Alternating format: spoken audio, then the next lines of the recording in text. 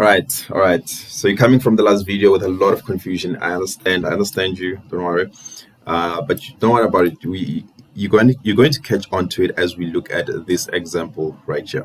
So in this video, we're going to be talking about the class. The maths class. Right. So we're gonna talk about the maths class and its functionality. Right, and we're going to talk about the methods that the maths class has, because remember, we don't use the classes, we use the methods contained inside the classes. Okay, now allow me to just erase this. Right. Okay, say we are looking for a square root of a certain number. Right, we're looking for a square root of a particular number.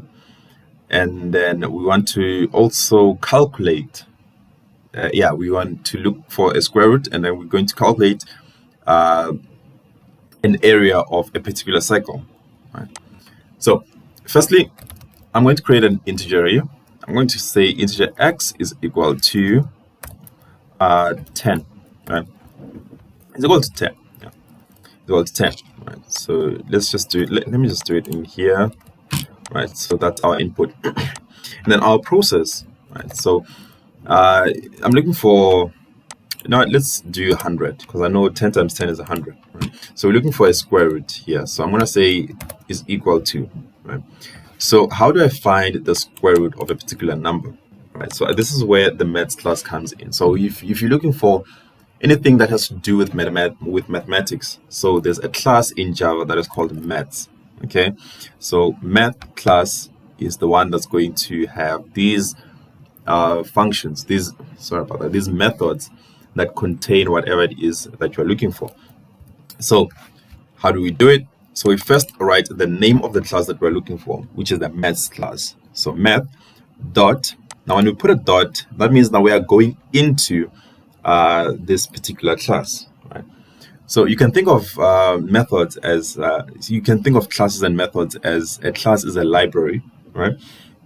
That contains a lot of books. Now, books are the functionalities, books are the methods, right? So you have different types of libraries. Before you can actually get the book inside, you have to call the name of the library itself, which is the maths, right? So maths dot, and what am I looking for? I'm looking for a square root, right? So the square root method simply goes sqrt. So this is the square root method of Java, right? So inside here I can put any number. So if I'm looking for a square root of 100, so I'm going to put 100 in here, or I can just put x, because I've said x is equal to 100, right? So now I'm going to erase all of this and print out my y variable. Now let me just put that there, and then let's give this a try. Load the changes. Oh, we have a problem here. Okay, so it says to me that incompatible type, possible loosely conversion from double to integer. Okay, right, what does this mean? It means that the square root function has a return type of a double. Okay, allow me to just write them here. So return types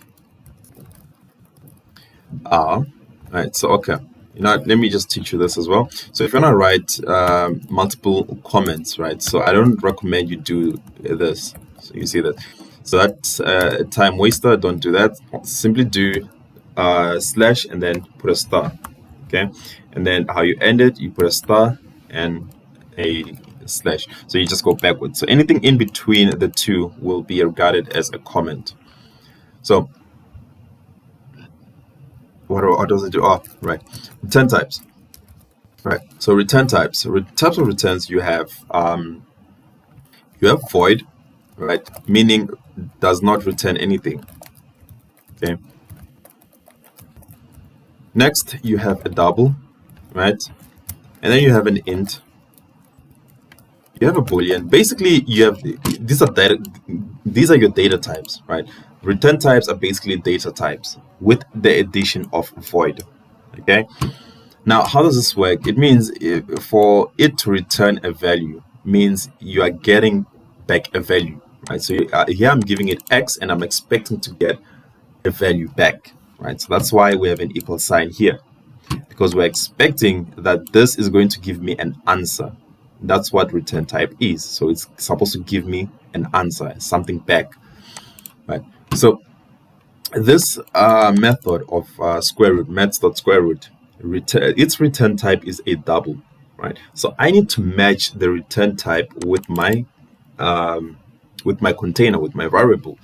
So I cannot accept, I cannot create it as an integer because it's going to return a double, right? I cannot store a double inside an integer, but I can store an integer inside a double. That's how it works. So I can also convert this to be a double, right? But I like to just use integer. It's much shorter and it just looks nicer for me. Yeah. So now let's try and run this again. And there is no error. So now when you run it, there it is. It gives me 10.0.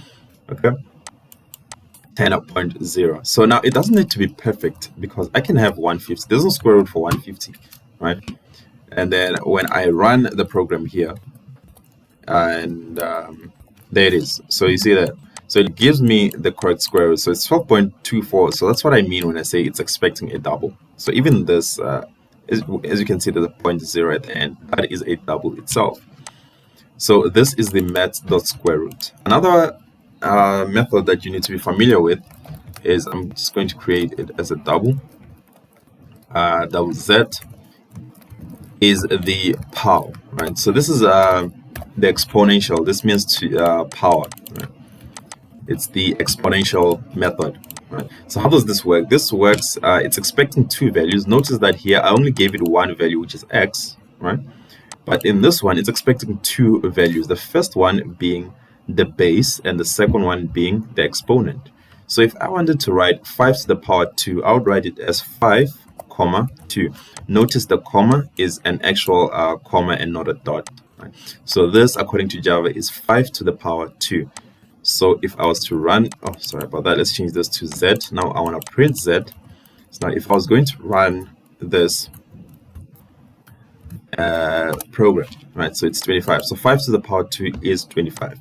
So this is how you do exponents in Java. And then thirdly, I would like to look at, what else can I look at? You can also have others like maths.py, right? So this is a pi on your calculator, okay? So now if I was to print this, here, let me show you. So I'm going to print out pi. So I'm going to print out maths.py, right? So it gives me back a value of pi. So let's print this. And no, maths.py.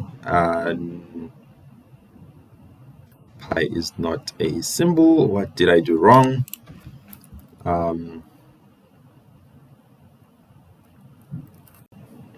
Okay, so sorry about that. So it's capital letter. Oh man, sorry about that. It's supposed to be a capital letter. Yeah. So there it is. Let's just run it again, and there it is. All right. So it's supposed to be a capital letter. It's a capital letter PI. So that's how you do your maths.py, right? Okay.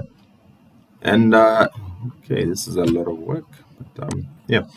So you can also add this into a calculation. Like I said, that we're going to look at we're going to calculate the circumference, not the circumference. We're going to calculate the area of a circle. Right? So in here, I'm going to create int radius. Right? So we want the radius,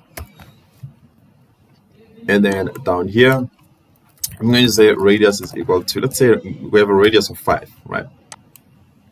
And then for our output, we're going to say area is equal to, if you know the calculation for the area of a circle, right? You would know that area is equal to pi r squared, right? Pi r squared, right? Pi times r times pi r squared. Sorry for that. So this is the area of a circle, pi r squared. Right? So down here, I'm going to say maths.py, right, multiplied by, okay, maths dot power like this because I need to say r to the power 2, right? So my r, I've stored it inside a variable named radius, and then comma 2. This says to the power 2, right? And then here I'm going to print out the area, okay? And then we give it a try, this, and then there it is. So this is the area of a circle that has a radius of 5. So this is here just means pi r squared. So you can do some really cool things with this. You can just go ahead and try even calculating the circumference of a circle. You can do a whole lot of things with the maths.pi. You can go ahead and you can even Google some of the methods that are found inside the maths.pi, but I just wanted to give you a quick overview on how we use the maths class, and I think that these three are the ones that you'll be using quite frequently.